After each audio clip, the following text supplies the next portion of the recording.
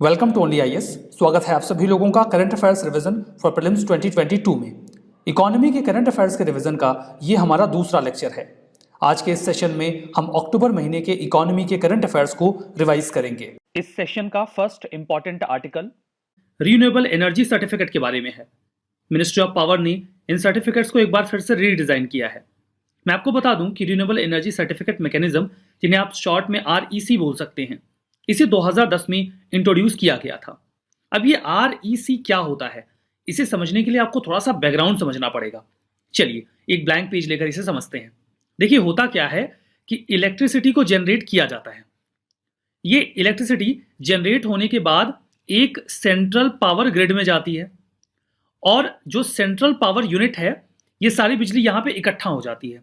इसके बाद इस बिजली को यहां से खरीदा जाता है जो डिस्ट्रीब्यूशन कंपनीज हैं उनके द्वारा, और ये जो डिस्ट्रीब्यूशन कंपनीज हैं ये फर्दर ये बिजली हाउस होल्ड्स को यानी कि हमें और आपको पहुंचा देते हैं, जिसके बदले में हम इनको बिजली का बिल अदा करते हैं। ये पूरा मैकेनिज्म वर्क करता है। अब चूंकि हम ये चाहते हैं कि ग्लोबल वार्मिंग कम हो, क्लाइमेट चेंज कम हो, इसीलिए हमारा फोकस ये है कि हम रीन्यूएबल एनर्जी सोर्सेस पर रिलाय करके इलेक्ट्रिसिटी का प्रोडक्शन करें। तो सरकार ये जो डिस्ट्रीब्यूशन कंपनीज हैं, जिन्हें आप डिस्कॉम कंपनी भी बोलते हैं, इनसे ये कहती है कि आपको थोड़ी बहुत बिजली ऐसी खरीदनी होगी जो रीन्यूएबल सोर्सेस से क्रिएट की गई हो, जैसे कि सोलर एनर्जी या फिर विंड एनर्जी से पैदा की जाने वाली बिजली। इन डिस्कॉम कंपनीज ने कहा कि हमें कैसे पता चलेगा कि कौन सी बिजली कैसे बनी है। जो इलेक्ट्रिसिटी प्रोड्यूस हो रही है वो चाहे कोल से हो, न्यूक्लियर पावर से हो, सोलर से हो या विंड से हो, ये सारी बिजली पैदा होने के बाद सीधा सेंट्रल पावर ग्रिड में या सेंट्रल पावर यूनिट में चली जाती है। अब बिजली कोई धान या गेहूं तो है नहीं जिसे आप आइडेंटिफाई कर पाए कि कौन सा कहां से आया है। जब बिजली इकट्ठा हो गई तो इकट्ठा हो गई, अब वो कहां से पैदा हुई है इसे डिफर कर पाना मुश्किल है। लेकिन सरकार ने यह कहा है डिस्कॉम कंपनीज को कि आपको थोड़ी बहुत बिजली रीन्यूएबल सोर्सेस से तो खरीदनी पड़ेगी। अब ये होगा कैसे? सरकार ने इसके लिए एक मैकेनिज्म बनाया। सरकार ने कहा कि कुछ लोग ऐसे हैं जो सोलर एनर्जी या विंड एनर्जी का इस्तेमाल करके इलेक्ट्रिसिटी प्रोड्यूस करते हैं। तो ऐसे लोग जो ऐसी बिजली पैदा करते हैं उनसे यह कहा गया कि आपको यह बिजली अल्टीमेटली यहां सेंट्रल पावर यूनिट में देनी है। इसके बदले में आप चाहो तो जो नॉर्मल रेट पर पैसा मिलता है वो ले लो, या अल्टरनेटिवली आप पैसा मत लो, पैसे की बजाय हम आपको एक रीन्यूएबल एनर्जी सर्टिफिकेट दे देंगे। अब वो पर्सन ए जो सोलर या विंड एनर्जी का इस्तेमाल करके बिजली पैदा कर रहा है, उसने सरकार से कहा कि मैं ये REC रीन्यूएबल एनर्जी सर्टिफिकेट लेकर करूंगा क्या, मुझसे ये कौन लेगा? सरकार ने कहा आप इसकी चिंता मत करिए, हम डिस्कॉम कंपनीज को कंपेल करेंगे कि आपसे ये खरीदे। अब डिस्कॉम कंपनी से यह कहा गया कि आपको 100 REC खरीदने ही होंगे। ये इस बात का सूचक होगा कि आपने रीन्यूएबल सोर्स से पैदा होने वाली बिजली खरीदी है। अब एक REC की वैल्यू क्या होती है? एक REC is equal to 1 megawatt hour. मतलब एक REC सर्टिफिकेट, या REC में सर्टिफिकेट है ही, किसी भी प्रोड्यूसर को तब मिलता है जब उसने इतनी बिजली पैदा कर ली हो कि वो 1000 किलोवाट इलेक्ट्रिसिटी 1 घंटे तक लगातार यूज की जा सकती हो, या फिर आम बोलचाल की भाषा में इतनी बिजली जो 330 घरों में इस्तेमाल की जा सकती हो। तब एक प्रोड्यूसर को एक REC मिलता है। सपोज करिए कि डिस्कॉम कंपनीज को बोला गया कि आपको 100 REC खरीदना होगा, तो अब यहां पर ये आएंगे और इनसे REC खरीदेंगे। ये REC यहां पर जाएगा। यूजुअली नॉर्मल रेट से ज्यादा पैसे इन प्रोड्यूसर्स को इस REC के बदले में मिल जाते हैं। अब ये सर्टिफिकेट डिस्कॉम कंपनीज के पास चले जाते हैं, तो ये डिस्कॉम कंपनीज सरकार को सीधा ये सर्टिफिकेट देते हैं पैसे की बजाय, और यहां सेंट्रल यूनिट से बिजली खरीद लेते हैं। अब देखिए ये जो REC है ये दो काम कर देता है। एक तो इस REC के प्रोड्यूसर्स को अच्छे दाम मिल जाते हैं, तो वो ज्यादा इंसेंटिवाइज होते हैं रीन्यूएबल एनर्जी के प्रोडक्शन के लिए।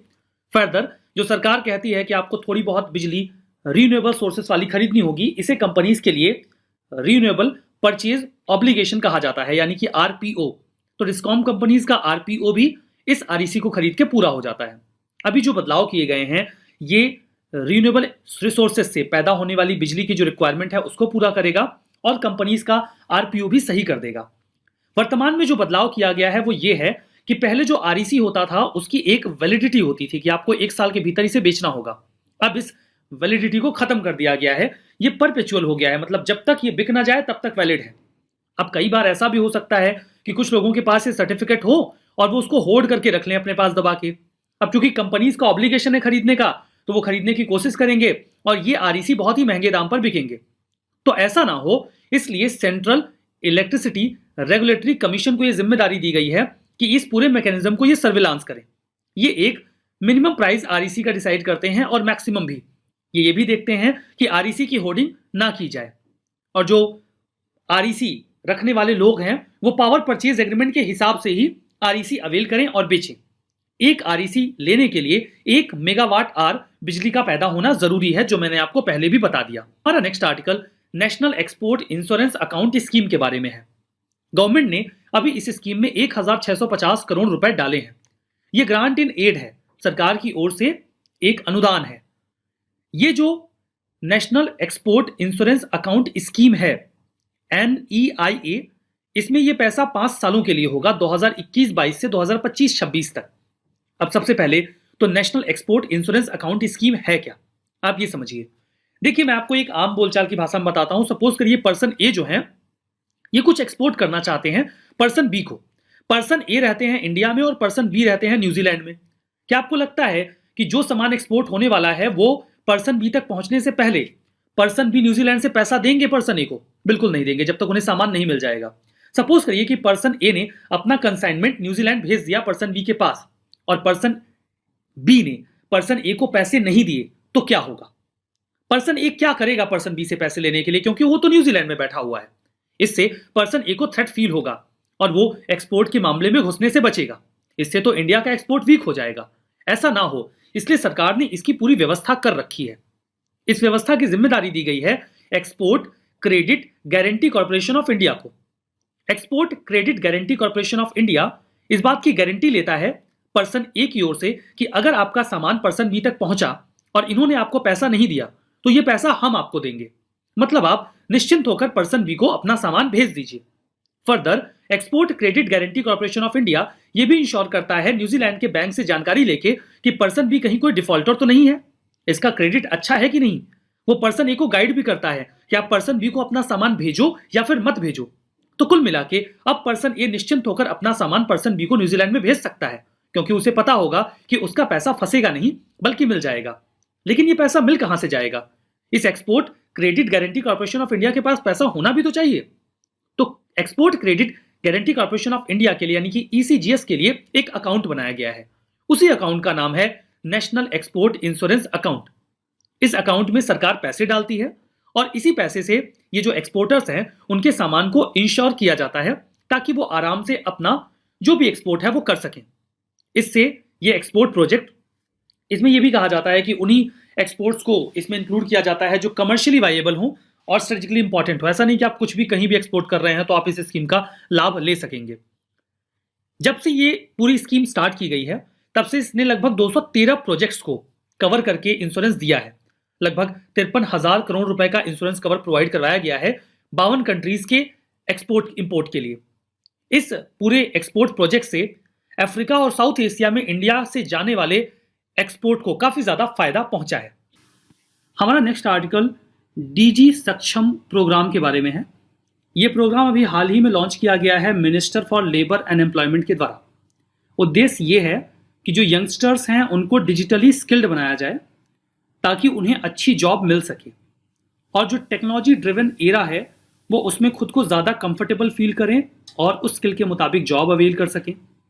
इसमें कौन कौन एजेंसीज इन्वॉल्व हैं? Ministry of labour and employment तो है ही, इसके साथ ही साथ इसका हिस्सा है माइक्रोसॉफ्ट इंडिया। ये दोनों मिलकर इस लिटरेसी प्रोग्राम को रन कर रहे हैं। Nearly 1 crore active job seekers को ट्रेन करने का प्लान है, और जो ट्रेनिंग दी जाएगी that will be free of cost. उन्हें डिजिटली स्किल किया जाएगा, बेसिक स्किल भी दी जाएगी और एडवांस कंप्यूटिंग के बारे में भी उन्हें जानकारी दी जाएगी। जो DG सक्षम इनिशिएटिव है इसमें बेसिकली 3 टाइप की ट्रेनिंग होगी। एक तो होगी डिजिटल स्किलिंग, यहाँ पर जो आपने कुछ सीखा है उसे ही एक्सेल करने का मौका मिलेगा। दूसरा है VILT मोड ट्रेनिंग, इसमें एक वर्चुअल इंस्ट्रक्टर होगा जो किसी और जगह से आपको ट्रेन कर सकता है।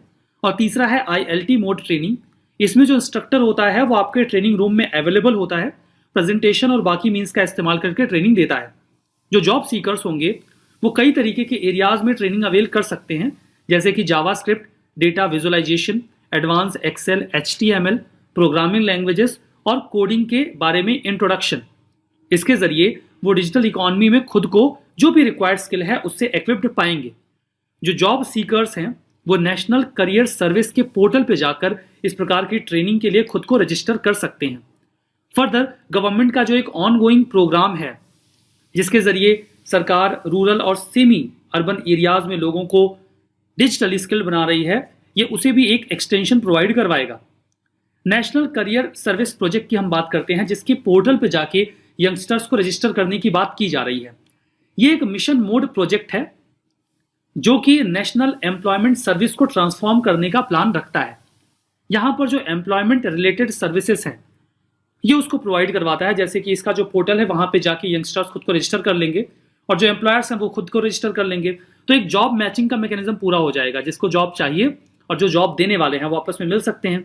यहाँ पर करियर काउंसलिंग भी की जाएगी, वोकेशनल गाइडेंस और अप्रेंटिसशिप के या इंटर्नशिप के क्या अपॉर्चुनिटीज हैं उसके बारे में भी आपको पता चल जाएगा।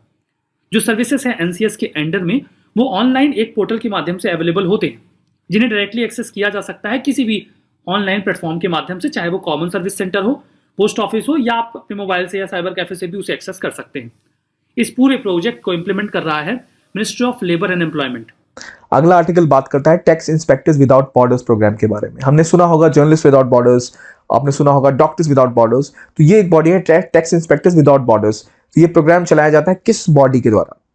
तो ये असल में बहुत इंपॉर्टेंट बॉडीज हैं, UNDP के द्वारा और OECD के द्वारा। मेरा सवाल आपसे, क्या इंडिया UNDP और OECD का मेंबर है? तो UNDP को साइड रखते हैं, पहले बताइए क्या इंडिया OECD का मेंबर है या नहीं? तो नहीं, बिल्कुल भी इंडिया OECD का मेंबर नहीं है। 38 मेंबर कंट्रीज होती हैं OECD की, जिन्हें कहते हैं, जिनकी HDI ह्यूमन डेवलपमेंट इंडेक्स बहुत ज़्यादा हाई है। डेवलप्ड कंट्रीज कैटेगरीज में जिन्हें रखा जाता है वो मोस्टली मेंबर्स हैं OECD की। इंडिया इज अ की member state but not a member. की स्टेट का दर्जा इंडिया को दिया, पर इंडिया मेंबर स्टेट नहीं है OECD का। तो इन दो बोर्ड ने मिलकर ये लॉन्च बहुत पहले ही करा था। अभी सेशल्स में एक नया प्रोग्राम रन कर रहे हैं। तो सेशल्स में इंडिया भी एक पार्टनर इसलिए हमारे लिए इंपॉर्टेंट हो जाता है।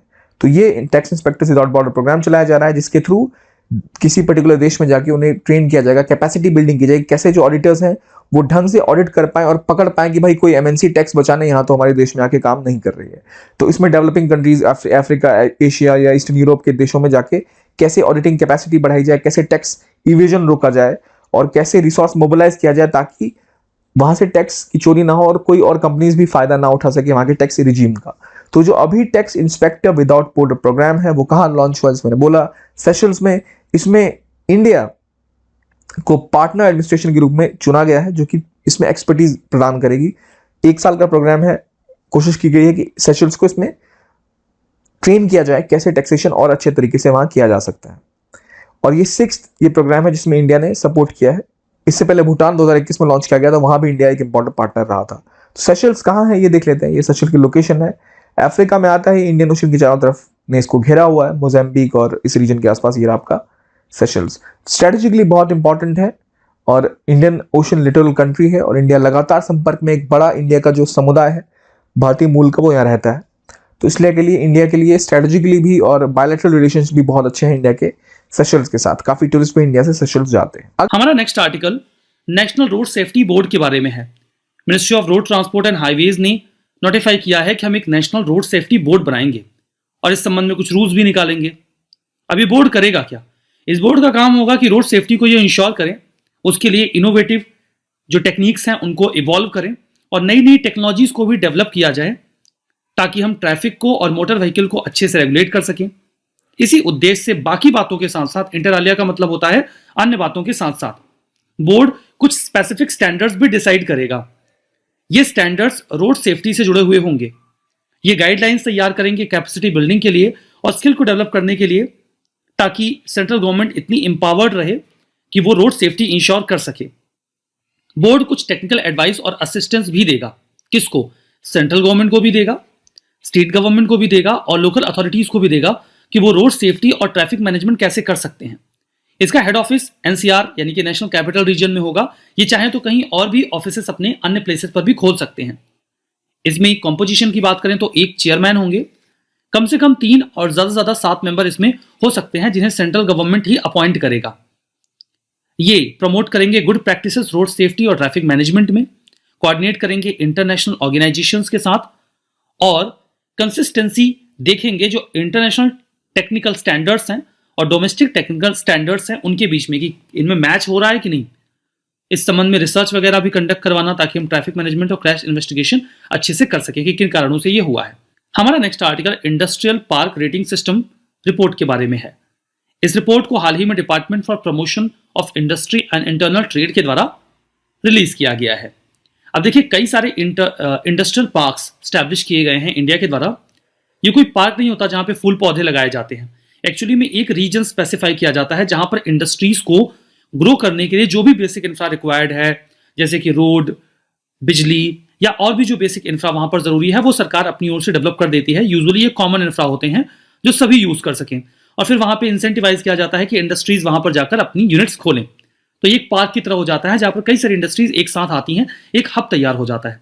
लेकिन कौन सा पार्क कितना बढ़िया है और कहां पर इंफ्रा कितना ज्यादा बेहतर है कि वहां पर इन्वेस्टर्स जाके अपनी नई यूनिट्स खोलें या इन्वेस्टमेंट करें, ये पता कैसे चले? इसी बात की जानकारी लोगों को देने के लिए IPRS रिपोर्ट को तैयार किया गया है। यहां पर इंफॉर्मेशन मिल जाएगी इन्वेस्टर्स को सभी स्पेशल इकोनॉमिक जोन्स की, इंडस्ट्रियल क्लस्टर्स की और पार्क्स की कि कहां पर कैसा इंफ्रा है।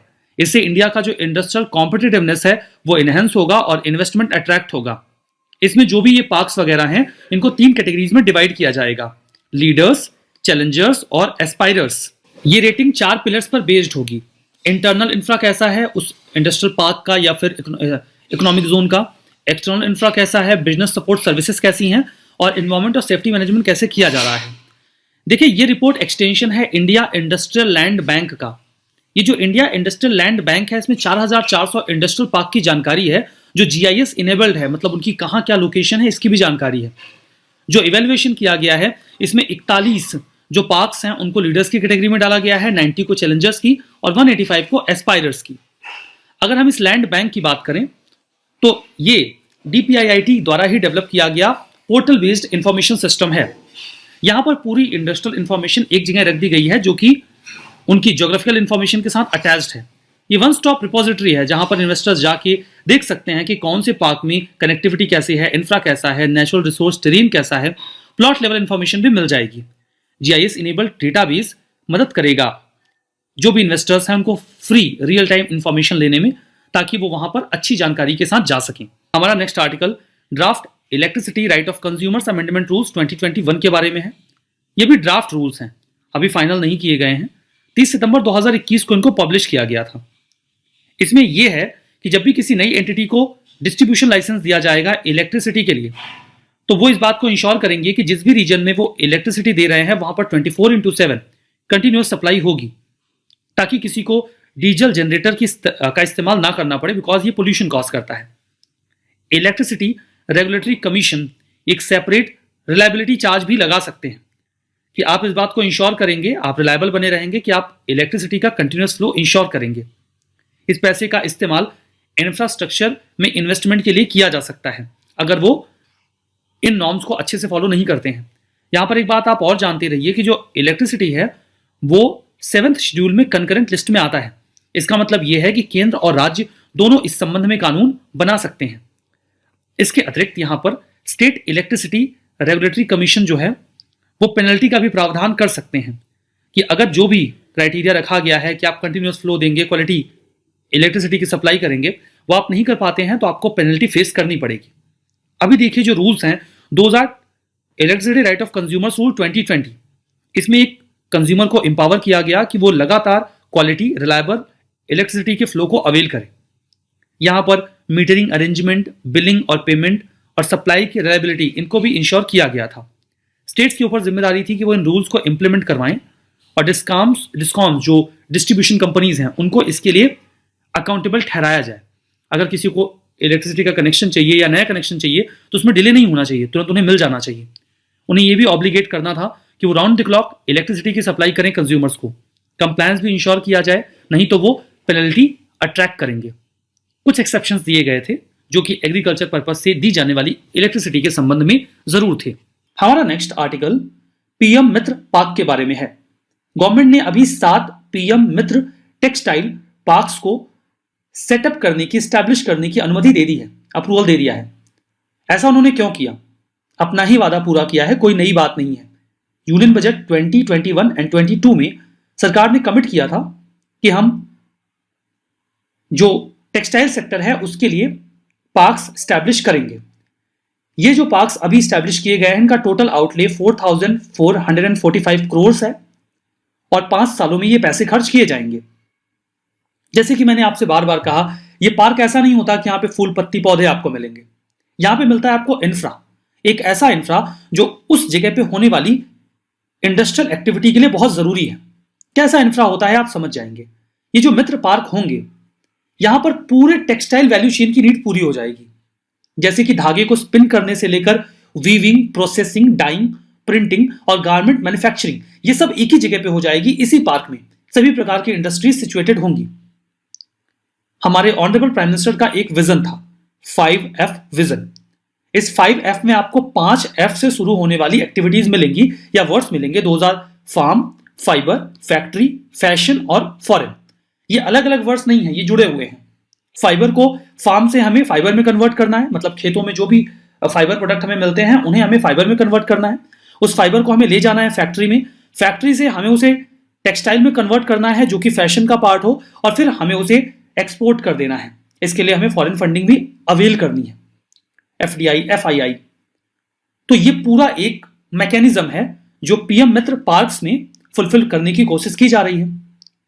ये पार्क्स कौन डेवलप करेगा? एक स्पेशल पर्पस व्हीकल बनाई जाएगी इसके लिए, जिसे सेंट्रल स्टेट गवर्नमेंट ओन करेंगे। प्राइवेट सेक्टर का भी रोल होगा, मतलब ये पब्लिक प्राइवेट पार्टनरशिप मोड पे चलेगा। इस मित्र पार्क के कंपोनेंट क्या है? इस पार्क में मतलब कि ये एक लोकेशन होगी, काइंड ऑफ इंडस्ट्रियल हब। इसमें आपको मिलेगा इंक्यूबेशन सेंटर। इंक्यूबेशन सेंटर मदद करता है नई यूनिट्स को सेटअप करने में। जैसे मुर्गी इंक्यूबेट करती है अपने अंडे को, तो एक एटमॉस्फेयर क्रिएट करना कि इंडस्ट्रीज ग्रो कर सके, वो काम इंक्यूबेशन सेंटर का होता है।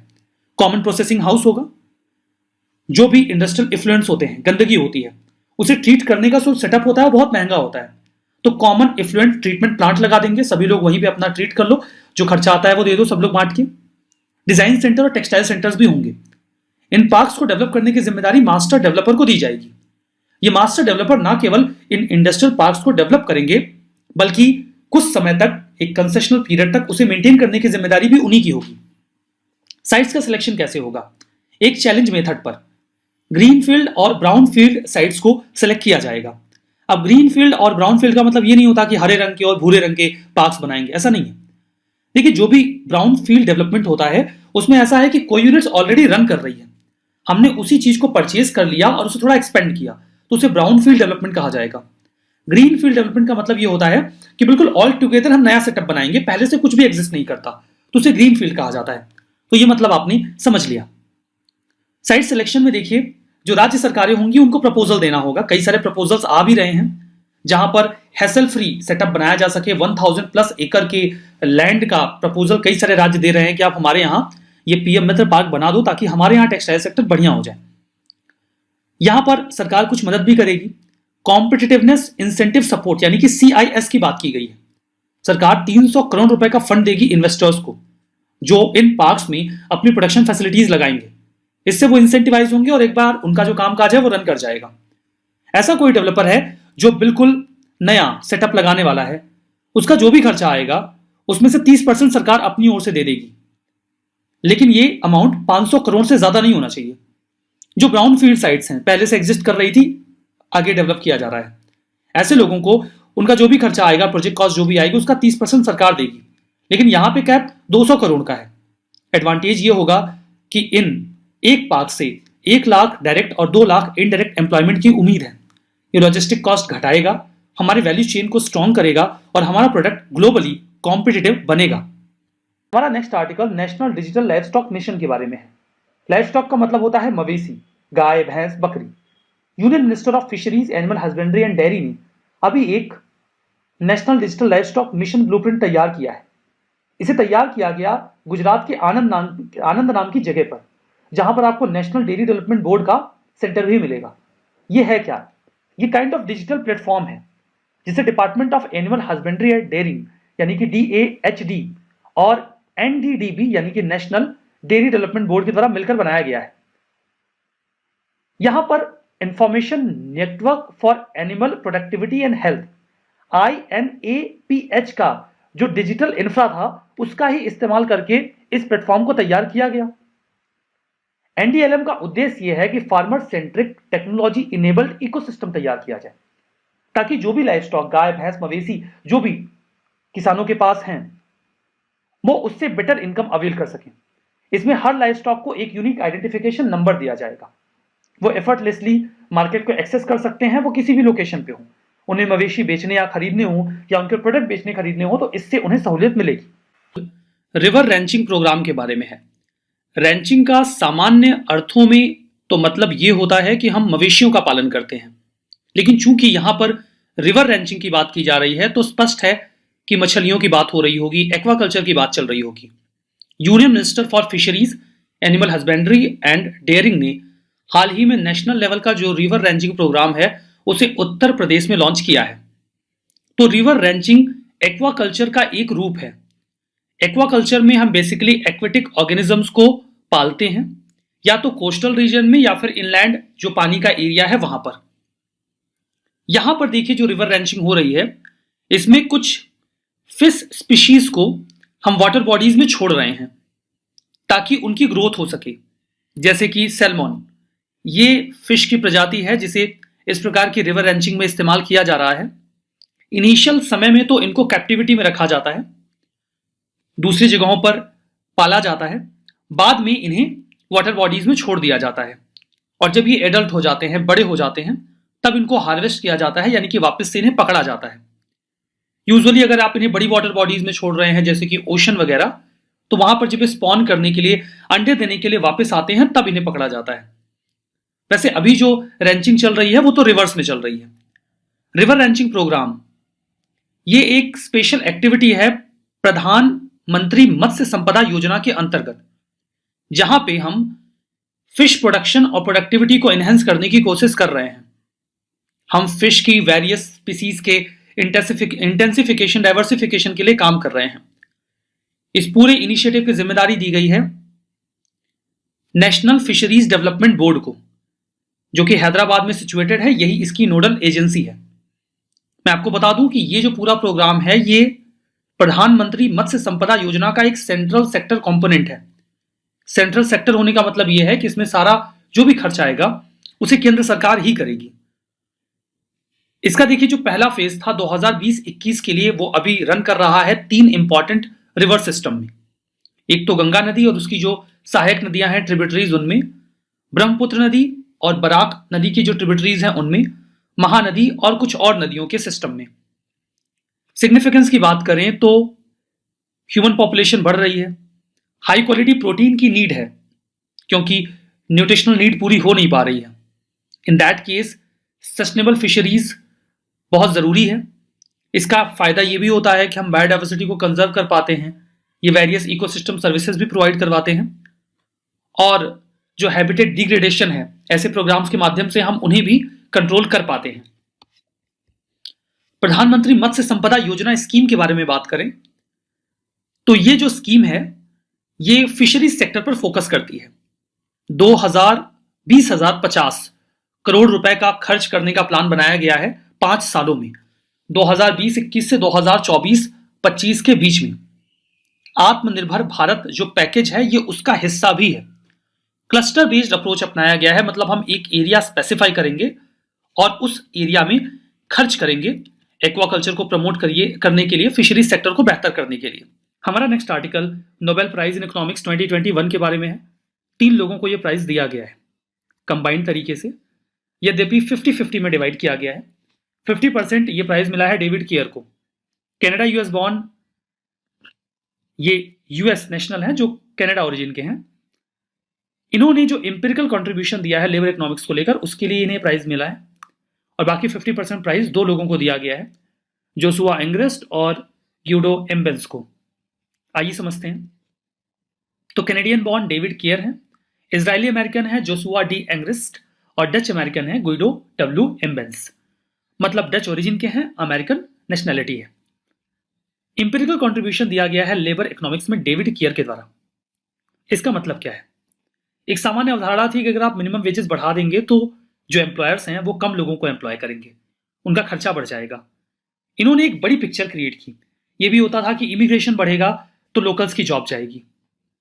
इन सभी चीजों का फर्दर एजुकेशन का लेबर मार्केट पर क्या इंपैक्ट होता है उसे एनालाइज किया डेविड केयर ने। लोगों के सामने बड़ी पिक्चर रखी। उन्होंने कहा मिनिमम वेजेस के बढ़ने से एम्प्लॉयमेंट बढ़ता है, घटता नहीं। क्योंकि जब वेजेस बढ़ते हैं तो वर्कर्स को इंसेंटिव मिलता है, उनकी प्रोडक्टिविटी इनहेंस होती है। इससे एम्प्लॉयर को ज्यादा फायदा होता है, वो नई यूनिट्स खोल सकता है, ज्यादा एम्प्लॉयमेंट दे सकता है। इमिग्रेशन में भी सेम केस होता है। इमिग्रेशन में स्किल्ड लोग आते हैं, वो मार्केट के साइज को एनहेंस करते हैं, नई अपॉर्चुनिटीज क्रिएट करते हैं। और एजुकेशन तो डेफिनेटली लेबर मार्केट को बढ़ाएगा। तो जो एक नैरो थिंकिंग हुआ करती थी इकोनॉमिक्स को लेकर कि मिनिमम वेजेस बढ़ने से एम्प्लॉयमेंट गिरेगा, उसे इन्होंने ब्रेक किया। एक अनकन्वेंशनल थिंकिंग प्रोसेस इकोनॉमिक्स के फील्ड में लोगों के सामने रखा। यह बड़ा कंट्रीब्यूशन था। इसकी वजह से इन्हें ये नोबेल प्राइज दिया गया। एक नई अंडरस्टैंडिंग लोगों के मन में आई। इमिग्रेशन को लेकर लोग अक्सर निगेटिव रहा करते थे, तो इनकी थिंकिंग ने डेफिनेटली इमिग्रेंट्स को लेकर जो लोगों के रिस्पॉन्स है उनको थोड़ा बहुत पॉजिटिव किया। और जो भी अवेलेबल रिसोर्स हैं स्कूल में, इनका ये मानना था अगर हम उसे खर्च करते हैं तो लेबर मार्केट इससे पॉजिटिवली इफेक्ट होगा, उसका पॉजिटिव इफेक्ट पड़ेगा, नॉट अफेक्ट। जोशुआ एंग्रेस्ट और गिडो इवेंस की बात करें तो ये एनालाइज करते हैं कि कोई भी अगर कॉज है तो उसका क्या इफेक्ट होगा। अगर हम एजुकेशन में ज्यादा इन्वेस्ट कर रहे हैं, लोगों के एजुकेशनल टाइम पीरियड को बढ़ा रहे हैं, तो मार्केट पर उसका क्या प्रभाव पड़ेगा। तो कॉज एंड इफेक्ट रिलेशनशिप को एनालाइज करने का काम किया गया जोशुआ एंग्रेस्ट और गिडो इवेंस का। प्रैक्टिकल एनालिसिस काफी टफ होता है, ये इन्होंने किया, दैट्स व्हाई ये प्राइज इन्हें दिया गया। हमारा next article one sun one world one grid के बारे में है। Union minister for power and new and renewable energy ने अभी हाल ही में एक मिनिस्टीरियल सेशन को एड्रेस किया जो ओसो वॉक के बारे में ही था। यूरोप कोऑपरेटिव इवेंट में यह स्पीच दी गई। यह तो कॉन्टेक्स्ट है, यह पूरा मामला क्या है। हम सभी लोगों को पता है कि सन एनर्जी का एक ऐसा सोर्स है जो कभी खत्म नहीं होगा, और अगर हम सोलर एनर्जी का इस्तेमाल करें तो इससे काफी समस्याओं का निदान हो सकता है। सोलर एनर्जी के साथ सिर्फ एक दिक्कत है, वो ये है कि वो केवल दिन में एक्सट्रैक्ट की जा सकती है, कलेक्ट की जा सकती है। रात में सूरज गायब और एनर्जी गायब। लेकिन ऐसा हर जगह तो नहीं होता। मतलब अर्थ रोटेट करती है तो धरती के किसी न किसी हिस्से पर तो हमेशा धूप रहती है। तो क्या कुछ ऐसा नहीं हो सकता कि हम पूरी धरती को कनेक्ट कर दें सोलर ग्रिड से? जो भी बिजली इकट्ठा हो, किसी भी देश में बन रही हो, वो एक कॉमन ग्रिड में ट्रेवल करे और हर देश की नीड को पूरा किया जाए। यह बहुत ही एम्बिशियस प्लान है जो हमारे प्राइम मिनिस्टर ने 2018 में प्लान किया था। इस आइडिया को पहली बार फ्लोट किया गया था 2018 में हमारे honourable prime minister Modi ji के द्वारा, जब फर्स्ट असेंबली हुई थी इंटरनेशनल सोलर अलायंस की, ISA की। उस दौरान प्लान यही है कि हम ट्रांसनेशनल इलेक्ट्रिसिटी ग्रिड बनाएंगे जो सोलर पावर की सप्लाई को पूरे ग्लोब पर, पूरी धरती पर करेगा। एम्बिशियस प्लान है। 140 देशों को कनेक्ट करने का प्लान है एक कॉमन ग्रिड से, ताकि सोलर पावर का ट्रांसफर लगातार होता रहे, क्योंकि कहीं ना कहीं तो ये बिजली बनती ही रहेगी, कहीं ना कहीं तो धूप रहेगी। विजन यही है कि द सन नेवर सेट्स, कभी सूर्यास्त नहीं होता। मतलब धरती पर कभी ना कभी तो हमेशा सूरज रहेगा, और इसीलिए हम कांस्टेंट एनर्जी एक्सट्रैक्ट कर सकते हैं। इसके लिए भारत ने जब ये प्लान तैयार किया तो खुद को, यानी कि इंडिया को सेंटर मानकर 2 जोन्स में डिवीजन किया गया। एक फार ईस्ट, मतलब भारत के पूर्व में, जहां पर Myanmar, Vietnam, Thailand, Laos, Cambodia जैसे देश आ जाएंगे, और उसके बाद फार वेस्ट, इसमें मिडिल ईस्ट और अफ्रीकन रीजन आएंगे। इंप्लीमेंटेशन 3 फेज में किया जाना है। पहले फेज में हम कनेक्ट करेंगे मिडिल ईस्ट को, साउथ एशिया को, और साउथ ईस्ट एशियन कंट्रीज को ग्रिड्स के माध्यम से जोड़ा जाएगा। सेकेंड फेज में यहां पर जो फर्स्ट फेज के नेशंस हैं, हम उनको अफ्रीकन पूल से जोड़ेंगे। मतलब इन देशों पे ईस्ट और वेस्ट दोनों तरफ जब ये ग्रिड्स कनेक्ट हो जाएंगे तो उसके बाद जो अफ्रीकन कंट्रीज हैं उनको इन ग्रिड्स के साथ कनेक्ट किया जाएगा। और थर्ड फेज में हम ग्लोबल इंटरकनेक्शन स्टैब्लिश करेंगे। मतलब दुनिया का हर देश इस ग्रिड से जुड़ जाए और लगातार सोलर एनर्जी की सप्लाई को इंश्योर किया जाए। मई 2021 में यूके और इंडिया एक बात पर एग्री किए हैं कि हम लोग ज्वाइंटली लॉन्च करेंगे green grid one sun one world one grid initiative. यहां पर यूके ग्रीन ग्रिड इसी ग्रिड को कह रहा है जो सोलर एनर्जी को फ्लोट करेगा। यूके के ग्लासगो में होने वाला है नवंबर 2021 में COP26। इसी में इस प्लान को फ्लोट करने की बात की जा रही है। हमारा नेक्स्ट आर्टिकल पीएम गति शक्ति स्कीम के बारे में है। भारत में एक होलिस्टिक इंफ्रा डेवलपमेंट के लिए इस स्कीम को लॉन्च किया गया है। ये एक मल्टी मॉडल कनेक्टिविटी स्कीम है। अब देखिए, यहां पर अगर हम पीएम गति शक्ति स्कीम के बारे में बात करें तो कोई भी इंफ्रा प्रोजेक्ट अगर भारत में डेवलप किया जा रहा है तो जितने भी स्टेक होल्डर्स इन्वॉल्व हैं वो सभी एक साथ आए। होता क्या है भारत की, देखिए समस्या क्या है। अगर कोई एक रोड बन रही है तो वो अनंत काल तक बनती ही रहती है। फर्दर अगर वो जैसे तैसे बन भी गई तो उसके बनने के कुछ दिनों बाद ही जो सीवेज ऑपरेटर्स होंगे, जो सीवेज को सही करते हैं, वो आके खुदाई कर देंगे। फिर केबल वाला आएगा और खोद के वो केबल डाल के मिट्टी ढक के चला जाएगा। उतने से बात नहीं बनेगी तो फिर जो अंडरग्राउंड इलेक्ट्रिसिटी वाले हैं वो आएंगे और सड़क को खोद के नीचे से तार लेकर चले जाएंगे। अरे सड़क तो एक बार खोदी गई थी ना जब बन रही थी, तब आपने ये सारे काम क्यों नहीं कर लिए? क्योंकि उनका तो प्लान अलग था ना, उनकी टाइमलाइन अलग थी, उनका मैकेनिज्म अलग था। इस वजह से भारत में इंफ्रा को काफी नुकसान होता है और डुप्लीकेसी ऑफ वर्क भी देखने को मिलती है। इसी चीज को रिमूव करने के लिए बजाय इसके कि अलग अलग एंटिटीज अलग अलग प्लान्स और डिजाइनिंग बनाएं, इन सभी लोगों को एक कॉमन विजन के साथ काम करने के लिए मैकेनिज्म प्रोवाइड करवाया गया है। पीएम गति शक्ति ये नेक्स्ट जनरेशन इंफ्रास्ट्रक्चर डेवलपमेंट के लिए है, जिससे भारत में ईज ऑफ लिविंग को सहूलियत मिलेगी और ईज ऑफ डूइंग बिजनेस में भी हम बेहतर कर पाएंगे। इसमें जो भी इंफ्रास्ट्रक्चर स्कीम्स हैं अलग अलग मिनिस्ट्रीज की, स्टेट गवर्नमेंट की, जैसे कि उड़ान, Bharatmala, Sagarmala, inland waterways, dry या लैंड पोर्ट्स, इन सभी लोगों को एक साथ यूनिफाई किया जाएगा। इकोनॉमिक जोन्स बनाए जाएंगे like textile clusters, pharmaceutical clusters, defence corridor, electronic park, industrial corridor, fishing clusters, agri zones. इसमें जो भी एंटिटीज अपना इंफ्रा डेवलप करने वाली हैं वो एक साथ करें और सब अपने प्लान्स को यूनिफाई करें। जो पीएम गति शक्ति है वो टेक्नोलॉजी का भरपूर इस्तेमाल करेंगे। जो इसरो की इमेजरी है जो उन्होंने डेवलप किया गया है, इसरो इमेजरी को Bhaskaracharya national institute for space applications and geo informatics के द्वारा, इसके माध्यम से हम लोकेशंस को स्पेसिफाई कर पाएंगे और कहां पर क्या डेवलपमेंट रिक्वायर्ड है उसकी भी जानकारी ले पाएंगे। इसके टोटल 6 पिलर्स हैं। पहला है कवरेज में कॉम्प्रिहेंसिवनेस, सभी डिपार्टमेंट मिनिस्ट्रीज एक साथ आए और प्लान को अच्छी तरीके से चार्ट आउट किया जाए। प्रोजेक्ट का प्रायोरिटाइजेशन, कौन सा प्रोजेक्ट ज्यादा जरूरी है और उसमें कौन कौन से सेक्टर्स इन्वॉल्व होने वाले हैं वो एक साथ मिलकर काम करें। ऑप्टिमाइजेशन ऑफ प्रोजेक्ट, मतलब जो भी रिसोर्सेस लगने वाले हैं उनको सही तरीके से इस्तेमाल करना और जो गैप्स हैं उन्हें फुलफिल करते हुए अच्छे से काम करना। एक्टिविटीज का सिंक्रोनाइजेशन, हर डिपार्टमेंट जो अलग अलग काम करता है और एक डिपार्टमेंट के काम करने के बाद जाके उसको खराब करता है, ये नहीं होना चाहिए। सभी के काम सिंक्रोनाइज होने चाहिए। एनालिटिकल, जो प्लान हो उसके लिए प्रॉपर डेटा इस्तेमाल किया जाए, प्रॉपर एनालिसिस हो, जिसके लिए हम जो ज्योग्राफिकल इंफॉर्मेशन सिस्टम होती है उसे भी बढ़िया से संज्ञान मिले और जो भी टूल्स अवेलेबल है उनका इस्तेमाल किया जाए। एग्जीक्यूशन के लिए डायनेमिक, सभी मिनिस्ट्रीज और डिपार्टमेंट विजुलाइज करें, रिव्यू करें और मॉनिटर करें जो भी ऐसे प्रोजेक्ट हैं जिसमें एक से ज्यादा सेक्टर्स इन्वॉल्व हैं उनके लिए। फर्दर सिग्निफिकेंस की बात करें तो इससे हम मल्टी मॉडल कनेक्टिविटी इंश्योर कर पाएंगे, जिसमें सभी प्रकार के इंफ्रा इन्वॉल्व होंगे। लोगों के लिए, सामानों के लिए और सर्विसेज के लिए कनेक्टिविटी बेहतर होगी और हम लास्ट माइल कनेक्टिविटी भी इंश्योर कर पाएंगे। हमारा next article power finance corporation के बारे में है।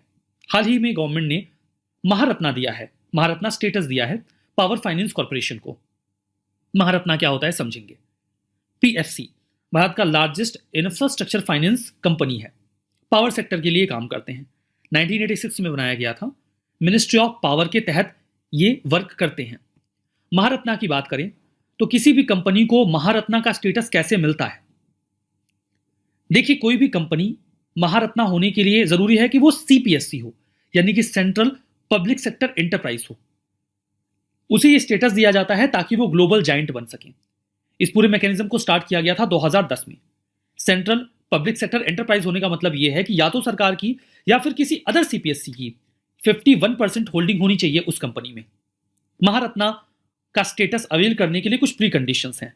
उस कंपनी के लिए जरूरी है कि पहले तो वो नवरत्ना कंपनी हो, दूसरा वो स्टॉक एक्सचेंज में लिस्टेड हो सेबी के रेगुलेशंस के अकॉर्डिंग, तीसरा पिछले 3 सालों में उसका जो एनुअल टर्नओवर है वो 25,000 करोड़ से ज्यादा हो, चौथा पिछले 3 सालों में उसकी जो एनुअल नेटवर्थ रही है एवरेज वो 15,000 करोड़ से ज्यादा हो, पांचवा पिछले 3 सालों में उसकी एनुअल नेट प्रॉफिट टैक्स पे करने के बाद 5,000 करोड़ से ज्यादा हो, और छठा उसकी ग्लोबल प्रेजेंस हो। इन क्राइटेरियाज को पूरा करने के बाद कोई कंपनी महारत्ना स्टेटस अवेल कर सकती है। अब नवरत्ना स्टेटस अवेल करने का क्या क्राइटेरिया है? नवरत्ना बनने के लिए जरूरी है कि वो मिनी रत्ना हो और शेड्यूल ए में रजिस्टर्ड हो as CPSC, central public sector enterprise. यहां पर कोई न्यूमेरिकल क्राइटेरिया तो नहीं है कि हाँ इतना नेटवर्थ होना चाहिए, इतना उनका नेट प्रॉफिट होना चाहिए, ये सब नहीं है, लेकिन एक बेसिक मार्किंग की गई है, सब कुछ पॉजिटिव होना चाहिए।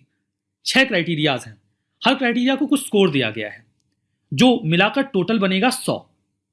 अगर इस स्कोर में जो 6 क्राइटेरियाज हैं इनमें 100 के स्कोर में अगर उन्होंने 60 नंबर्स भी अवेल कर लिए तो वो नवरत्ना का स्टेटस अवेल कर सकते हैं, जैसे नेट प्रॉफिट और नेटवर्थ, मैन पावर कॉस्ट क्या है कॉस्ट ऑफ प्रोडक्शन के ऊपर, ग्रॉस मार्जिन क्या है, कैपिटल जो भी कैपिटल उन्होंने लगाया है उसको उन्हें क्या फायदा होता है, ग्रॉस प्रॉफिट टर्नओवर के रूप में कितना है, अर्निंग पर शेयर उनकी कितनी है, और इंटरसेक्टोरल तरीके से वो कैसे काम करते हैं उसके लिए उन्हें क्या नेट प्रॉफिट मिलता है नेटवर्थ पे।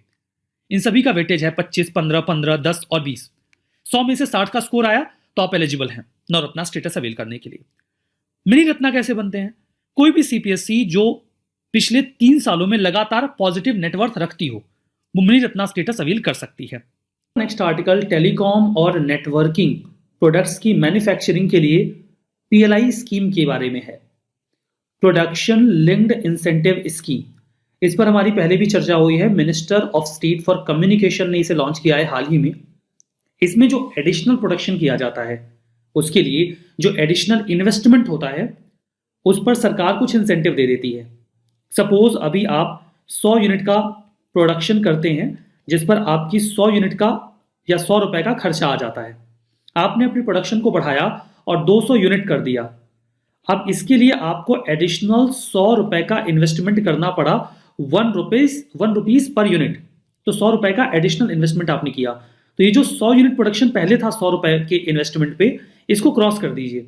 ये जो एडिशनल 100 यूनिट का प्रोडक्शन आपने किया जो टोटल प्रोडक्शन 200 यूनिट कर देता है, उस पर जो आपका 100 रुपए का इन्वेस्टमेंट है एडिशनल इन्वेस्टमेंट, इस पर सरकार आपको कुछ इंसेंटिव दे देगी। ये इंसेंटिव 4% से लेकर 7% तक का हो सकता है। मतलब 100 रुपए आपने खर्च किए तो 4 रुपए से 7 रुपए के बीच में सरकार आपको दे देगी। इसका फायदा ये होगा कि आपके पास ज्यादा प्रॉफिट होगा, इससे आप अपना सामान सस्ता बेच सकते हैं और जो प्रोडक्ट है वो मार्केट में ज्यादा कॉम्पिटिटिव होगा। फर्दर आपके पास ज्यादा प्रॉफिट होगा तो आप और इन्वेस्टमेंट करके कोई और यूनिट बना सकते हैं और ज्यादा जॉब्स क्रिएट कर सकते हैं। तो ये डोमेस्टिक मैन्युफैक्चरिंग को बूस्ट करता है। यहाँ पर टेलीकॉम और नेटवर्किंग प्रोडक्ट्स को फोकस में रखा गया है। इससे इंडिया की जो डिपेंडेंसी है बाकी दूसरे देशों पर इंपोर्ट को लेकर वो कम हो जाएगी, क्योंकि हमारे यहाँ जो प्रोडक्ट्स हैं वो इंसेंटिवाइज होंगे और यहाँ पर मैन्युफैक्चरिंग बेहतर होगी। फर्दर ये ऐसी एंटिटीज जो 15% से ज्यादा अपना रेवेन्यू फर्दर इन्वेस्टमेंट में लगाने को तैयार हैं, उनमें रिसर्च एंड डेवलपमेंट की एक्टिविटीज को भी बढ़ावा देगा। सबसे पहले तो टारगेट सेगमेंट में आता है कोर ट्रांसमिशन इक्विपमेंट, जो काफी इंपॉर्टेंट होते हैं किसी भी नेटवर्किंग के इक्विपमेंट के लिए, टेलीकॉम कंपनीज के लिए। फर्दर 4G या 5G जो टेक्नोलॉजीज हैं उनमें जो भी इंफ्रा लगता है, next generation radio access network या वायरलेस इक्विपमेंट, उनके लिए जो खर्च आता है इन्वेस्टमेंट एडिशनल होता है तो इंसेंटिव मिलेगा।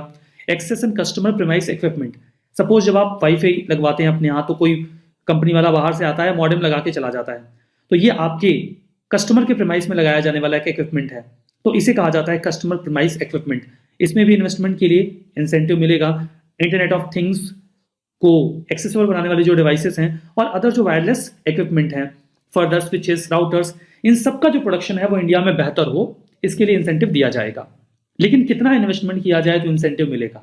अगर कोई एमएसएमई है तो उसे कम से कम 10 करोड़ का एडिशनल इन्वेस्टमेंट करना होगा इस स्कीम का भाग या हिस्सा बनने के लिए। एमएसएमई के अलावा अगर कोई एंटिटी है तो उसे कम से कम 100 करोड़ का एडिशनल इन्वेस्टमेंट करना होगा, तब उसे इंसेंटिव्स मिलेंगे।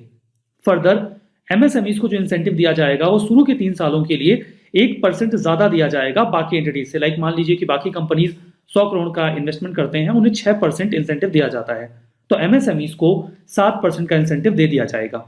ये इंसेंटिव 4 से 7% के बीच में वेरी करेगा। यहां पर टेन्योर 5 साल का है, 2021 से 26 के बीच में ये पूरी स्कीम रन करेगी। हमारा next article global food security index 2021 के बारे में है। इंडिया की रैंक 113 देशों में 71वीं है। इसे रिलीज किया जाता है लंदन बेस्ड इकोनॉमिस्ट इंपैक्ट के द्वारा। यहां पर स्पॉन्सरशिप मिलती है कॉर्टेवा एग्री साइंस से। 2021 इसका 10th एडिशन था। हर साल पब्लिश किया जाता है इस रिपोर्ट को। पता करते हैं कि फूड सिक्योरिटी किस देश में कैसी है। कुछ फैक्टर्स संज्ञान में लिए जाते हैं, जैसे कि अफोर्डेबिलिटी, खाना सस्ता है या नहीं, अवेलेबिलिटी, इजीली अवेलेबल है या नहीं, क्वालिटी एंड सेफ्टी, जो खाना मिल रहा है वो अच्छी क्वालिटी का है कि नहीं है, सेफ है कि नहीं है, और नेचुरल रिसोर्सेस और रेजिलियंस कैसे। रेजिलियंस मतलब क्लाइमेट चेंज हो रहा है तो ऐसा नहीं कि उसकी वजह से फूड क्राइसिस आ जाएगा, ठीक है, और रिसोर्सेज कितने अवेलेबल हैं। 58 यूनिक इंडिकेटर्स इस्तेमाल किए जाते हैं। इकोनॉमिक इनइक्वलिटी और इनकम, इनको संज्ञान में लिया जाता है। कोशिश ये की जाती है कि जो गैप्स हैं हम उन्हें फुलफिल करें और जीरो हंगर का जो टारगेट है 2030 तक का, उसके लिए हम काम करें। यहाँ पर की फाइंडिंग्स में कुछ देश टॉप पर हैं, जैसे कि Ireland, Australia, UK, Finland, Switzerland, Netherland, Canada, Japan, France और यूएस। इनकी रैंक देखिए, आपसे पूछेगा नहीं यूपीएससी की यहाँ कितने पॉइंट्स मिले हैं। इंडिया को 71st पोजीशन मिली है, ये जानते रहिए, 113 देशों में ये भी। हमारा नेक्स्ट आर्टिकल बायो इकोनॉमी के बारे में है। इसके पहले कि हम कॉन्टेक्स्ट समझे, मैं आपको बता देता हूँ कि बायो इकोनॉमी का मतलब क्या होता है। बायो का मतलब आप समझते हैं, समथिंग दैट इज बायोलॉजिकल, मतलब लिविंग थिंग्स। वो प्लांट हो सकते हैं, एनिमल्स हो सकते हैं। इनका इस्तेमाल हम इकोनॉमी में करें, दैट्स बायो इकोनॉमी। बहुत सिंपल है ना। Union minister doctor Jitendra Singh ji ने यह कहा कि हम नॉर्थ ईस्ट को इंडिया का बायो इकोनॉमिक हब बनाएंगे। मेगा डाइवर्सिटी रिच जोन है हमारा ईस्टर्न हिमालयन रीजन, और दुनिया की 34 बायोडाइवर्सिटी हॉटस्पॉट्स में से भी एक है। मतलब यहाँ पर बायोडाइवर्सिटी काफी रिच है, हम उसका इस्तेमाल इकोनॉमी में कर सकते हैं। अब देखिए, यहाँ पर बायो इकोनॉमी को डिफाइन किया गया है कि बायो इकोनॉमी क्या है। ये है प्रोडक्शन, यूटिलाइजेशन और कंजर्वेशन किसका, बायोलॉजिकल रिसोर्सेस का। क्यों? ताकि हम इंफॉर्मेशन, प्रोडक्ट, प्रोसेस और सर्विसेज दे सकें। कहां पर? सभी इकोनॉमिक सेक्टर्स में, ठीक है। रिसोर्सेज क्या हो सकते हैं जिसकी हम बात कर रहे हैं बायो इकोनॉमी में? वो बायोलॉजिकल रिलेटेड नॉलेज हो सकता है, साइंस हो सकता है, टेक हो सकता है, इनोवेशन हो सकता है। ये सभी रिसोर्सेज हम यूज कर सकते हैं बायो इकोनॉमी में। बायो इकोनॉमी इंडिया की बात करें तो जीडीपी में इसका जो कंट्रीब्यूशन है दैट इज 2.7%। और हमारा टारगेट ये है कि हम बायो इकोनॉमी का जो साइज है वो 150 बिलियन डॉलर तक लेकर जाएंगे। वर्तमान में ये 70 बिलियन डॉलर है और ये टारगेट हमें 2025 तक मीट करना है। इस संबंध में सरकार प्रयास क्या कर रही है? सरकार ने एक इनिशिएटिव लिया था बायोटेक किसान, 2017 में आया था। प्लान बड़ा सिंपल था कि हम साइंटिस्ट को फार्मर्स के साथ लिंक करेंगे, वो उनको बताएंगे कि वो साइंटिफिक खेती कैसे कर सकते हैं। डिपार्टमेंट ऑफ बायोटेक का ये इनिशिएटिव था, जो साइंस की लेबोरेटरीज हैं फार्मर्स तक उनकी रीच को एक्सपेंड किया जाएगा। इसके अलावा एक इनिशिएटिव है institute of bio resource and sustainable development, IBSD, Manipur में, इम्फाल में 2001 में इसे स्टैब्लिश किया गया था। ऑटोनॉमस इंस्टीट्यूट है, डिपार्टमेंट ऑफ बायोटेक का ही है। ऑब्जेक्टिव यही था कि जो रिच बायो रिसोर्स है नॉर्थ ईस्ट रीजन के, हम देखें कि हम उनका इस्तेमाल बायोटेक में कैसे कर सकते हैं, बायो इकोनॉमी में कैसे कर सकते हैं। हमारा next article secured overnight financing rate के बारे में है। REC यानी कि रूरल इलेक्ट्रिफिकेशन कॉर्पोरेशन लिमिटेड ने SOFR यानी कि सिक्योर्ड ओवरनाइट फाइनेंसिंग रेट का इस्तेमाल करके अभी $75 मिलियन उधार लिए, इसीलिए SOFR न्यूज में आया। SOFR ये है क्या?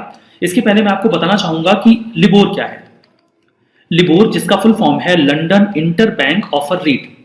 इसका मतलब ये है कि एक बैंक दूसरे बैंक को किस इंटरेस्ट रेट पर लोन दे रहा है, इसे कैसे डिसाइड किया जाए। तो इसे डिसाइड करने का तरीका था लिबोर। लिबोर में 18 इंपॉर्टेंट बैंक्स को कलेक्ट किया जाता था और उनसे पूछा जाता था एक दिन में कि अगर आपको दूसरे बैंक को लोन देना हो तो आप किस इंटरेस्ट रेट पर देंगे। कोई बोलेगा 1%, कोई बोलेगा 2%, कोई बोलेगा 8%। तो इसमें वो करते क्या थे कि जो सबसे कम और जो सबसे ज्यादा है उसे क्रॉस कर देते थे, और बाकी के जो 16 जिन्होंने सबसे छोटे और सबसे बड़े इंटरेस्ट रेट के बीच में इंटरेस्ट रेट बताया है, उनका एवरेज निकाल लिया जाता था और उसी एवरेज को डिक्लेयर कर दिया जाता था लिबोर। उसके बाद पूरी दुनिया में जिसे भी एक बैंक को दूसरे बैंक से लोन लेना होता था शॉर्ट टर्म के लिए, तो वो लिबोर का इस्तेमाल कर लेते थे, उसी ब्याज दर का। अब लिबोर के साथ एक बहुत बड़ी समस्या थी। यहां पे आप 18 बैंक से पूछ रहे हो कि आपको दूसरे बैंक को लोन देना है तो आप किस रेट पर दोगे। It's like making a call कि हाँ भाई कितने इंटरेस्ट रेट पर आज आप लोन देने को तैयार हो जाओगे। अगर ये 18 बैंक आपस में कार्टेल बना ले तो ये बड़े आराम से लिबोर को मैनिपुलेट कर सकते हैं। एक्चुअली में ये कार्टेल बन गया था और इसके बाद ये आपस में डिसाइड कर लेते थे कि आज लोन देना है कि लेना है। अगर देना है तो लिबोर हाई रखते थे, मतलब आपस में ही ये ज्यादा इंटरेस्ट रेट बताते थे, और अगर लेना होता था तो कम कर देते थे। ये बात पब्लिक डोमेन में आती है 2014 में। इसके बाद लोगों को बड़ा धक्का लगा, बहुत हर्ट हो गया, उनका दिल टूट गया। उन्होंने कहा ये तो बहुत गड़बड़ है लिबोर, हम इसकी जगह पे कुछ और लेकर आएंगे। लेटर ऑन एग्जिस्टेंस में आया secured overnight financing rate.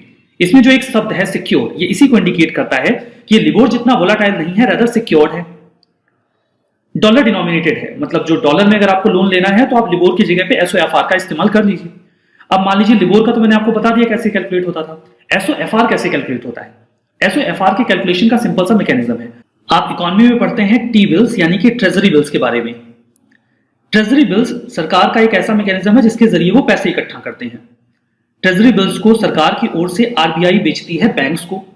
Banks in T bills को खरीदते हैं और उसके बाद वो इसके बदले में आरबीआई को पैसे देते हैं। वो पैसे चले जाते हैं सरकार के पास और सरकार उसके बदले में एक फिक्स्ड इंटरेस्ट रेट भी देती है बैंक्स को। बैंक्स अगर चाहें तो इन ट्रेजरी बिल्स को सेकेंडरी मार्केट में बेच सकते हैं अगेन।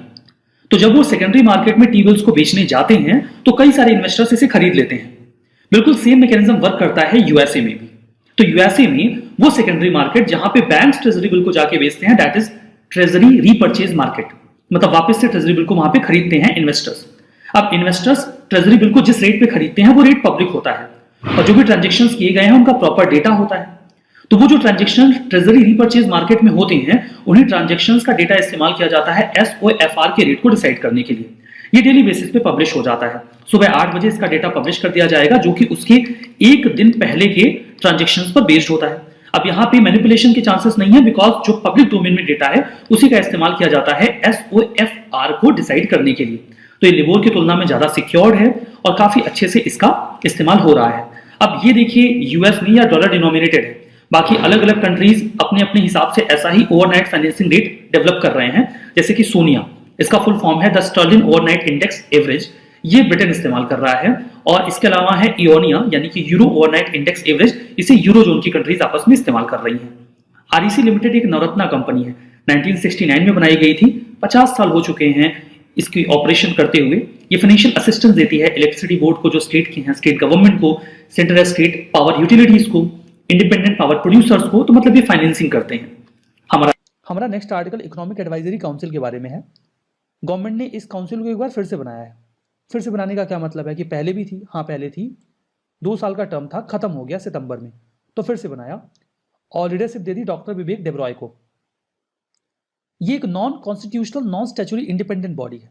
संविधान में इसका जिक्र नहीं है, इसके लिए कोई कानून भी नहीं है। गवर्नमेंट बाय नोटिफिकेशन बनाती है। नाम से स्पष्ट है ये इकोनॉमिक इश्यूज पर एडवाइस करते हैं। किसे? गवर्नमेंट को और प्राइमरली प्राइम मिनिस्टर को।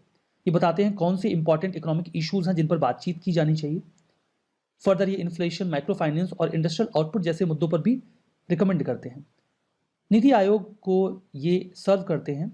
जो इनका देखिए एडमिनिस्ट्रेटिव, लॉजिस्टिक और प्लानिंग और बजटिंग पर्पस है, उस संबंध में नीति आयोग इनका सारा कामकाज देखती है। ये इश्यूज को एनालाइज करते हैं जो प्राइम मिनिस्टर के द्वारा इनको दिए जाएं, या फिर कोई भी ऐसा मुद्दा जो काफ़ी इंपॉर्टेंट हो। ये कोई मुद्दा खुद से भी उठा सकते हैं या इनको रेफर भी किया जा सकता है, और कोई भी काम जो उनको प्राइम मिनिस्टर देंगे वो इसको करेंगे। नेक्स्ट आर्टिकल कृषि उड़ान 2.0 स्कीम के बारे में है। उड़ान स्कीम सरकार ने लॉन्च की थी ताकि मिडिल क्लास का भी एक व्यक्ति जो फ्लाइट्स हैं उनका इस्तेमाल कर सके। ऐसे ही आई थी कृषि उड़ान स्कीम 2020 में। जो पेरिसेबल आइटम्स होते हैं वो जल्दी खराब हो जाते हैं, अगर हम उन्हें फ्लाइट से मार्केट तक पहुंचाएं तो किसान को अच्छे दाम मिल जाएंगे, लेकिन फ्लाइट से ट्रांसपोर्टेशन महंगा होगा, सरकार को इसे सस्ता करना होगा। तो कृषि उड़ान स्कीम के जरिए सरकार यही प्रयास करती है। इसका भी सेकेंड वर्जन लॉन्च किया गया है। इसके जरिए एग्री प्रोड्यूस यानी कि एग्रीकल्चर प्रोडक्ट्स को जो पेरिसेबल होते हैं, जल्दी खराब हो जाते हैं, उनको ट्रांसपोर्ट करने का प्लान है। जो ट्रांसपोर्टर्स हैं उन्हें, जो भी लोग किसान इसका इस्तेमाल करेंगे उन्हें इंसेंटिवाइज करेंगे ताकि खर्चा कम हो जाए। 2020 में इसका इस्तेमाल किया गया था। अब इसका सेकेंड वर्जन है। हिली एरिया जो नॉर्थ ईस्टर्न स्टेट्स को ट्राइबल एरियाज के हैं उन पर इस बार फोकस किया जाएगा। 53 एयरपोर्ट पूरे भारत में इस्तेमाल किए जाएंगे एग्री एक्सपोर्ट के लिए या एग्री ट्रांसपोर्टेशन के लिए, नॉट एक्सपोर्ट, ट्रांसपोर्टेशन के लिए। नॉर्थ ईस्ट और ट्राइबल रीजन्स फोकस में होंगे। क्या होगा इसमें, मतलब कैसे इंसेंटिवाइज करेंगे? चूंकि फ्लाइट से ट्रांसपोर्टेशन महंगा होगा तो उसे सस्ता करने के लिए लैंडिंग, पार्किंग और भी जो अदर लैंडिंग चार्जेस हैं वो पूरी तरीके से खत्म कर दिए गए हैं। और जो रूट नेविगेशन फैसिलिटी प्रोवाइड करवाई जाती है डोमेस्टिक एयरलाइंस को, उसका कुछ खर्चा आता है, उसको भी पूरा वेव ऑफ कर दिया गया है, कोई खर्चा नहीं लगेगा। फर्दर जो एविएशन टर्बाइन फ्यूल होता है ATF, जिसका इस्तेमाल एयरलाइन में किया जाता है, ये भी कहा गया है कि जो भी एयरलाइंस कृषि उड़ान 2.0 स्कीम में कवर्ड हैं उनका ये फ्यूल का चार्ज 1% कम कर दिया जाए, ताकि उनके लिए उन्हें कम पैसों वाली ट्रांसपोर्टेशन सर्विस देना सहूलियत भरा हो। अगला आर्टिकल है हमारा एग्रीमेंट ऑन एग्रीकल्चर के ऊपर। रिसेंटली जो आपकी मिनिस्ट्री ऑफ कॉमर्स है उन्होंने ये कहा है कि जो ये WTO का एग्रीमेंट ऑन एग्रीकल्चर है ये टिल्टेड है कहीं ना कहीं डेवलप्ड कंट्रीज की तरफ, मतलब ये वर्क कर रहा है डेवलपिंग कंट्रीज के अगेंस्ट। बेसिकली ये एग्रीमेंट 1995 में आया था और जहां पर ये कोशिश की गई थी कि हम इंश्योर कर सके फेयर कंपटीशन और लेस डिस्टॉर्टेड एग्रीकल्चर मार्केट। इस एग्रीमेंट में कवर किया गया है मार्केट एक्सेस, जहां पर हम ट्रेड रिलेटेड रिस्ट्रिक्शन को कम करने की कोशिश कर रहे हैं, और दूसरे में एक्सपोर्ट कंपटीशन को हम प्रमोट करने की कोशिश करते हैं, जहां पर कोशिश ये रहती है कि एक्सपोर्ट रिलेटेड जितनी भी सब्सिडीज हैं हम उनको कम कर सकें। अब यहां पे आपकी सब्सिडीज को 3 बॉक्सेस में डाला गया है। पहला है ग्रीन बॉक्स, जिसमें आपकी सभी तरह की सब्सिडी अलाउड है। अब दूसरा है आपका एम्बर बॉक्स, जिनमें जो आपकी सब्सिडी है वो कहीं ना कहीं ट्रेड को डिस्टॉर्ट करती है और इन्हें कम करने की जरूरत है। उसके अलावा ब्लू बॉक्स, इनमें वो सब्सिडी आती हैं जो कुछ हद तक आपकी एग्जम्प्टेड होती हैं। अब ये तीनों बॉक्स फ्रिक्वेंटली बहुत न्यूज में रहते हैं, तो इनके बारे में आप टाइम टू टाइम न्यूज़पेपर में पढ़ते रहेंगे। अगला आर्टिकल है हमारा ईज ऑफ डूइंग बिजनेस के बारे में। अभी रिसेंटली वर्ल्ड बैंक ने यह कहा है कि वो डूइंग बिजनेस रिपोर्ट को अब आगे पब्लिश नहीं करेंगे। इसकी शुरुआत हुई थी 2002 में और यहां पर ऑलमोस्ट 191 इकोनॉमी को स्टडी किया जाता था। जब यहां पे इकोनॉमी को स्टडी किया जाता था तो हम सब नेशनल लेवल और रीजनल लेवल पे भी फोकस करते थे। अब इस रिपोर्ट को बनाने के लिए हम स्मॉल और मीडियम इंडस्ट्रीज के ऊपर फोकस करते थे और ये देखते थे कि इन्हें किस तरह की रेगुलेशन को फॉलो करना पड़ता है, और उसी बेसिस पे हम कंट्री को रैंक करते थे। अब मान लीजिए एक कंट्री का रैंक बहुत अच्छा है, मतलब जैसे 1 है या 2 है, तो वहां पे आप ये समझिए कि जो आपकी रेगुलेशन है वो काफी सिंपल है और बिजनेस काफी स्ट्रांग वहां पर वर्क कर सकता है। उसके अलावा वहां पर इंटेलेक्चुअल प्रॉपर्टी राइट्स भी आपके सिक्योर रहेंगे। अगर बात की जाए भारत की, तो भारत 2014 में 142 रैंक पे था और हाल फिलहाल 2020 के रैंकिंग में हमारा रैंक 63 था। अब कुछ लोग जो इसको सपोर्ट कर रहे हैं वो ये कहते हैं कि डूइंग बिजनेस रिपोर्ट से हम कहीं ना कहीं ये जान सकते थे कि जो आपका रेगुलेटरी इन्वायरमेंट है उसका इकोनॉमिक आउटकम के साथ क्या रिलेशनशिप है। उसके अलावा यहां पे ये भी कहा जाता है कि जितना ज्यादा रेगुलेटरी इन्वायरमेंट आपका हाई होगा, मतलब जितना ज्यादा गवर्नमेंट रूल एंड रेगुलेशन बनाएगी, उतने ही ज्यादा बिजनेस की productivity, growth, trade, investment, finance, इन सभी चीजों के ऊपर असर पड़ेगा। अब मान लीजिए आपकी कंट्री में लो रेगुलेटरी बर्डन है, तो कहीं ना कहीं एंटरप्रेन्योर फोकस कर सकते हैं प्रोडक्टिविटी पे और इससे इकोनॉमी आपकी बूस्ट होगी।